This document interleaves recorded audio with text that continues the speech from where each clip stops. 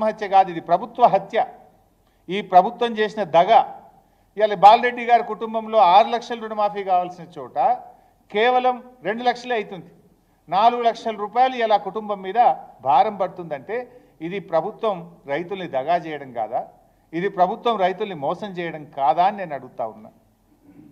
ఇంకా బాధ ఏంటంటే ఈరోజు రుణమాఫీ విషయంలో మీరు చూస్తే ఎన్ని ఇబ్బందులు ఉన్నాయంటే 31 రకాల సమస్యలు ఉన్నాయండి.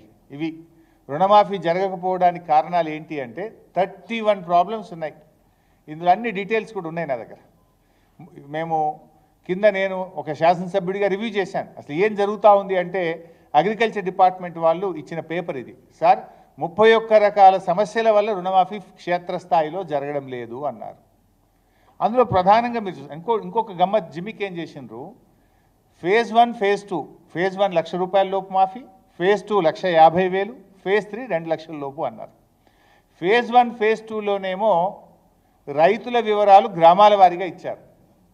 ఫేజ్ 3కి వచ్చేసరికి బయటపడుతుంది కదా ఎవరికైంది ఎవరు కాలేదు అని చెప్పి మోసం చేయడానికి రైతుల వివరాలు గ్రామాల వారీగా ఇవ్వకుండా బ్యాంకులకు పంపించేసిండ్రు. ఊర్లకు పోతే ఏమవుతుంది, వివరాలు ఇవ్వండి బ్యాంకుకు పోమంటున్నాడు వ్యవసాయ శాఖ అధికారి. వ్యవసాయ శాఖ అధికారుల దగ్గర లిస్ట్ వేయలే వీళ్ళు, ఎందుకంటే వీళ్ళ డొల్లతనం బయటపడుతుంది, ఎవరికి రుణమాఫీ జరగలేదో బయటపడుతుందని. ఫేజ్ 1 ఫేజ్ 2లోనేమో రైతుల వివరాలు గ్రామాల వారీగా ఇచ్చి ఫేజ్ 3కి వచ్చేసరికి బ్యాంకులకు పంపిరు తప్ప ఏఈఓల దగ్గర వివరాలు లేవు. ఇలా రైతు రుణమాఫీ ఎగ్గొట్టడానికి ఈ ప్రభుత్వం 31 సాకులు చూపించింది. 31 సాకుల్లో ఒకటి రేషన్ కార్డుది మీకు సాక్ష్యాధారాలతో సహా చూపించాను. రెండవ కారణం ఫ్యామిలీ. ఇలా ఇది చాలా ఆశ్చర్యకరం నిజంగా, మీరు కూడా వింటే నవ్వుతారు. మా నియోజకవర్గంలో నల్ల మనెమ్మ, వారి భర్త గారు 2010లో చనిపోయారు. నల్ల మనెమ్మ గారు నారాయణరావుపేట గ్రామం. ఈ అమ్మగారికి 1,30,000 అప్పు ఉంది బ్యాంకులో, యూబీఐ బ్యాంకులో 1,30,000 అప్పు ఉంది. అయితే రుణమాఫీ కాలేదు మీకు. వ్యవసాయ శాఖ అధికారుల దగ్గరికి పోయింది, నాకు రుణమాఫీ కాలేదు అంటే మీ భర్త చనిపోయింది కదా, మీ భర్త ఆధార్ కార్డు తీసుకురాపో అన్నారట. వీళ్ళ భర్త చనిపోయిందేమో 2010లో. ఆధార్ కార్డులు ఎప్పుడు ఇష్యూ అయినాయి? 2011 తర్వాత ఆధార్ కార్డులు ఇష్యూ అయినాయి. నా భర్త చనిపోయినాడు, ఈ ఆధార్ కార్డు పద్ధతే లేదు, నేనేడికెళ్ళి ఆధార్ కార్డు తేవాలంటే ఆధార్ కార్డు లేకపోతే నీకు రుణమాఫీ కాదుపో అంటుండ్రు. ఇప్పుడు ఆమె ఏం కావాలి?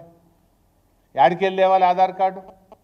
భర్త చనిపోయింది 2010లో, 15 ఏళ్ల కింద భర్త చనిపోతే ఇప్పుడు ఆధార్ కార్డు లేదు, నీ భర్తకు ఆధార్ కార్డు లేదు కనుక నీకు రుణమాఫీ కాదుపో అంటున్నట.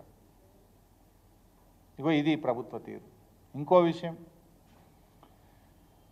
కుంబాల సిద్ధారెడ్డి గారు, ఈయన వయసు 51 సంవత్సరాలు. కారణం ఏదైనా పాపమైన పెళ్లి చేసుకోలే, ఒంటరిగానే జీవిస్తున్నాడు కుంబాల సిద్ధారెడ్డి గారు. ఈయనకు 1,99,000 రూపాయలు అప్పు ఉంది. అయితే ఇప్పుడు వ్యవసాయ శాఖ ఈయనకు రుణమాఫీ కాలే. మొన్న నాకు రుణమాఫీ కాలేదు, 1,99,000 ఉంది, 2 లక్షల దాకా అయిపోయింది అన్నారు కదా అని నా వ్యవసాయ శాఖ అధికారుల దగ్గరికి పోయిండ్రు.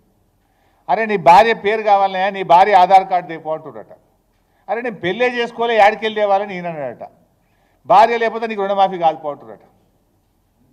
అంటే ఫ్యామిలీని కలపాలి కదా మేము, నీ భార్య ఆధార్ కార్డు లేకపోతే నీకు ఏం పోటీ. ఇప్పుడు 51 ఏళ్ళకి నాకు ఎవడు పిల్లని ఇవ్వాలి, నేను ఎట్లా పెళ్లి చేసుకోవాలి, నేను ఆధార్ కార్డు యాడికెళ్ళి తెత్తున్నా, రుణమాఫీ ఎట్లా కావాలని చెప్పి పాపం మా కుంబాల సిద్ధారెడ్డి నా దగ్గరికి వచ్చి ఏడ్చుకుంటూ చెప్పుకున్నాడు.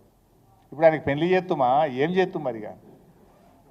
ఇప్పుడు పెళ్లి చేసుకోకపోవడం కూడా ఒక కారణమా రైతు రుణమాఫీ కాకపోవడానికి?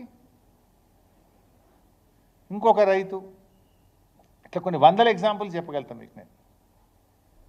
ఆ అబ్బాయి పేరు చాట్లపల్లి హరీష్. ఈ అబ్బాయి వయసు 30 సంవత్సరాలు.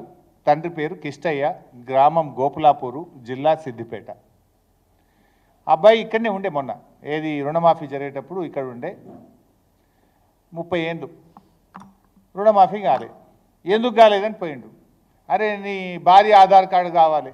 అరే నాకు ఎవడు పిల్లనిస్తలేడు సార్, నాకు నౌకరు లేదు, వ్యవసాయం చక్కగా నడుస్తలేదు, నేను దుబాయ్ పోదామని ఇప్పుడే పాస్పోర్ట్ తీసేదో తనలాడుతున్నా, నాకు పెళ్లి కాలేదు సార్, నేను ఏం చేస్తూ అంటే నీకు పెళ్లి కాకపోతే రుణమాఫీ కాదు.